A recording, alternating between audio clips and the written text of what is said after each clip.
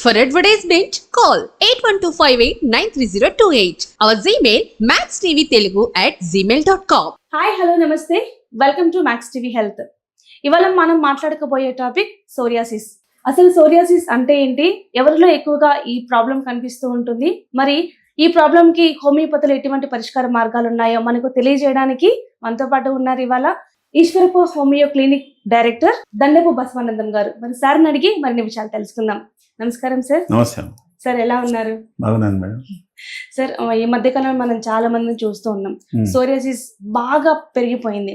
అంటే ఒకప్పుడు సోరియాసిస్ అనేది పెద్దవాళ్ళలో వస్తుంది సార్, బట్ ఇప్పుడు చాలా మందికి ఏంటంటే కొంచెం ఏజ్ పైపడగానే, ఏజ్ రాగానే చాలా మందిలో సోరియాసిస్ ప్రాబ్లం వస్తుంది. Sir, first of all psoriasis అంటే ఏంటి, ఎవరిలో ఎక్కువగా మనం ఈ లక్షణం చూస్తూ ఉంటాం?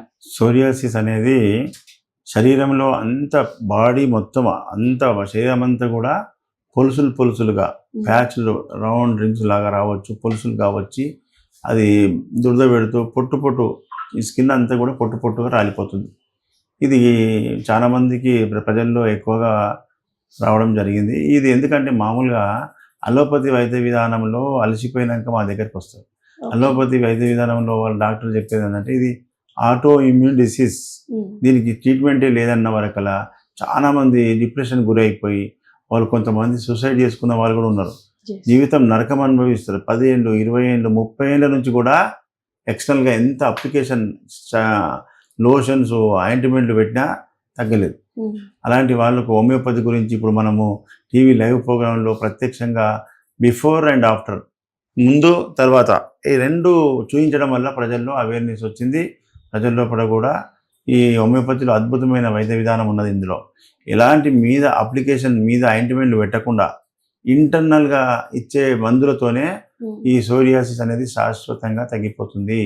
ఇచ్చిన గతంలో ప్రజల్లో ఏముండే, హోమియోపతి అంటే స్లో మెడిసిన్, మెల్లగా పనిచేస్తుందని, అది తప్పుడు ప్రచారం. ఎందుకంటే ఒక అలోపతి డాక్టర్స్ ఈ హోమియోపతి వైద్య విధానాన్ని కనిపెట్టిన ఎవరు? Doctor Samuel Hahnemann. ఈయన జర్మనీ దేశస్థుడు.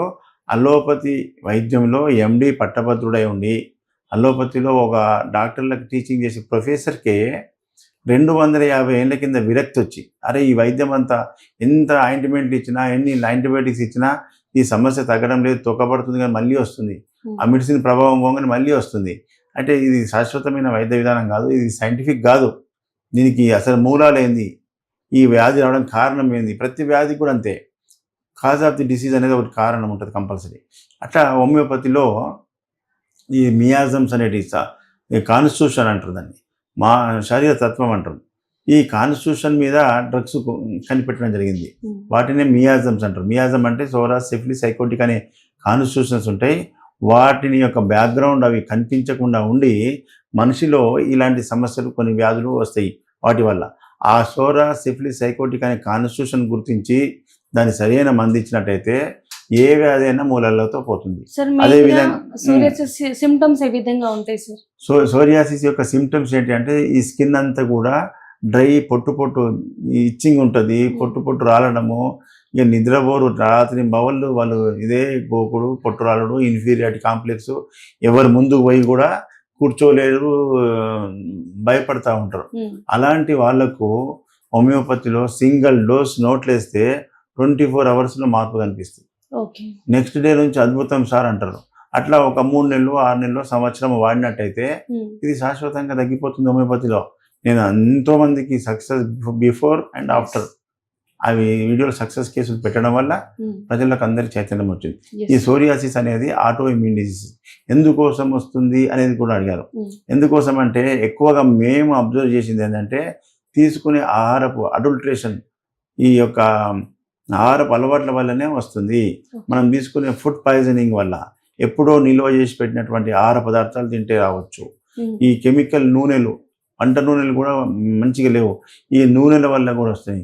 కొన్ని ఎప్పుడో ప్రిపేర్ చేసినటువంటి ఐటమ్స్ ఫ్రిడ్జ్లో పెట్టుకొని సంవత్సరాల పాటు తినడం కూడా, వీటి వల్ల మన ఇమ్యూన్ సిస్టమ్ అనేది డిస్టర్బ్ అయిపోయి ఈ స్కిన్ యొక్క ఈ ఇమ్యూన్ సిస్టమ్ వల్ల ఈ సోరియాసిస్ అనే వ్యాధి వస్తుంది. దానికి బ్యాక్గ్రౌండ్ ఏదైతే కాన్స్టిట్యూషన్ ఉందో సోరా, సిఫిలిస్, దాని బ్యాక్గ్రౌండ్ మీద మందులు ఇవ్వడం వల్ల సక్సెస్ కనిపిస్తుంది. అలాగే సార్, ఈ సోరియాసిస్ అనేది ఎక్కువగా ఏ ఏజ్ వారిలో మనం చూడొచ్చు? ముఖ్యంగా ఏజ్ అనేది లేదు. ఇది చిన్నపిల్లలు కూడా చిన్న వస్తుందా సార్? పిల్లలకు మొన్న నేను లాస్ట్ ఒక 6 months బ్యాక్ ఒక బాబుకు ఉమ్, 4-5 ఏళ్ల పిల్లవానికి ఎంత సోరియాసిసే. ఓకే. ఆ పిల్లవాడు ఏడుపు ఎప్పుడు ఏడుపు ఆనుకుని ఉంటాడు. ఏం చెప్పొస్తుంది, దురద వస్తుంది, నాకు పొట్టు వస్తుంది, నాకు మంట మండుతుంది చెప్తారు. ఆ పిల్లలు చెప్పలేరు. ఉమ్, చెప్పక వాళ్ళు ఏడిపే సింబల్ ఏడుస్తూనే ఉంటుండే. అలాంటి వాళ్ళు తిరిగి అలసిపోయి అలోపతి హాస్పిటల్లో ఉమ్, మన దగ్గరికి రావడం జరిగింది. పిల్లవానికి 1.5 year కంప్లీట్ వాష్ అవుట్ అయిపోయింది. అంత చర్మం కూడా అంత పొలుసులనే ఉన్నది. ఓకే. ఎక్కడ ఆరోగ్యమైన చర్మమే లేదు. అసంటి పిల్లవానికి ఇప్పుడు మొత్తం పర్మనెంట్గా క్యూర్ అయిపోయింది. హెల్దీ స్కిన్ వచ్చింది. నిజామాబాద్కి వెళ్ళి వచ్చిర్రు. ఉమ్, సక్సెస్ఫుల్ ట్రీట్మెంట్. కాబట్టి సోరియాసిస్ అనే వ్యాధికి ఉమ్. ఏజ్ అనేది లేదు, ఏజ్ లిమిట్ లేదు. అంటే చిన్న పెద్దవాళ్ళలో పిల్లలు. మీరు అన్నట్టుగా ఫుడ్ వల్ల అన్నారు, బట్ ఉమ్. చిన్న పిల్లలు ఎందుకు సార్ మరి? చిన్న పిల్లల కూడా ఇప్పుడు 4 years బాబు.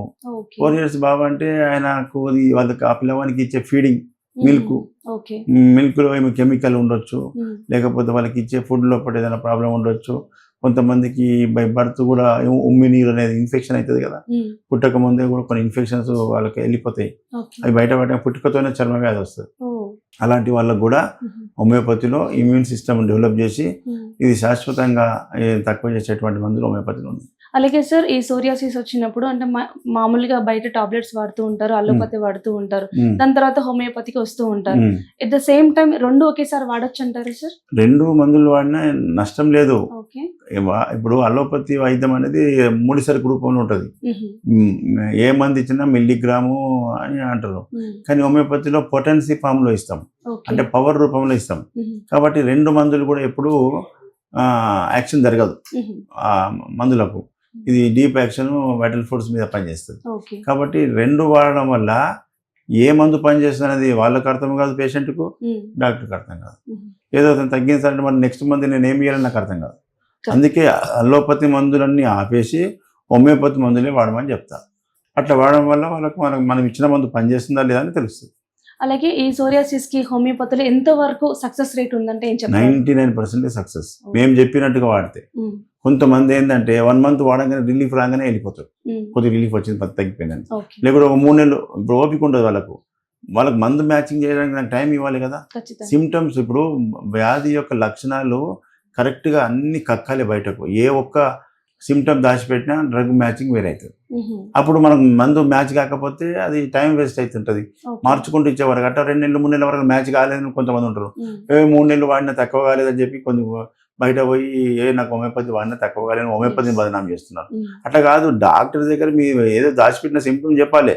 బాడీలో ఎన్ని ఆర్గాన్స్ ఉన్నాయో అన్ని ఆర్గాన్స్ సంబంధించిన ఫంక్షన్స్ డాక్టర్ అడగాలి. హోమియోపతి ఉమ్, కేసు తీసుకుంటప్పుడు అన్ని ఆర్గాన్స్ యొక్క ఫంక్షన్స్ మేము అడుగుతాం, ఓకే. ఎక్కడ ఏం డిస్టర్బెన్స్ ఉందనేది.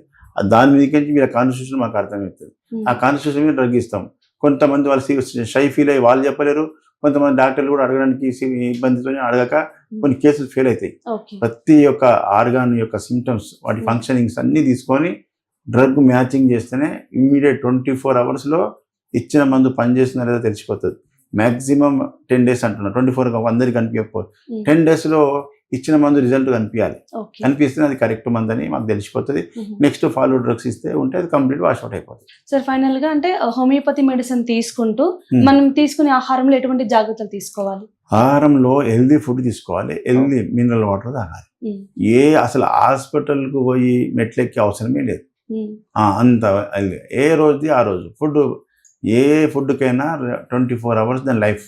ఉహు, 24 hours 2 days 3 days అయిందంటే దాన్ని ఎక్స్పైర్ ఫుడే. yes. అది ఎక్స్పైర్ ఫుడ్ మీరు ఫ్రిడ్జ్లో పెట్టుకొని లేకపోతే హీటర్లో పెట్టుకొని అవి ఎప్పుడో 15 రోజుల దాకా తింటే అదేమవుతుంది, మన ఫుడ్ పాయిజన్ కింద వచ్చి మన బాడీలో మన మెటబాలిజం డిస్టర్బ్ అవుతుంది, మన ఆర్గాన్స్ దెబ్బతింటే వాటి వల్ల చర్మ వ్యాధులు వస్తాయి. ఉమ్, ఇప్పుడు ఇక్కడ ఎక్కువ మన ఇండియన్ వాళ్ళు ఎంత దుబాయ్, కువైట్ అని ముస్లిం కంట్రీస్ పోయిర్రు. ఉమ్, అక్కడ వాళ్ళకి చాలా మంది సోరియాసిస్ అని నా గురించి తెలుసుకొని నాకు ఫోన్ చేయడం జరుగుతుంది. ఓకే. అక్కడికి నేను పంపిస్తున్నా ఈ అరబ్ కంట్రీస్ కూడా. ఉహు, వాళ్ళు ఏం చెప్తారు, మాకు మాంసము దొరికిందంటే 15 రోజుల దాకా దొరకదు సార్.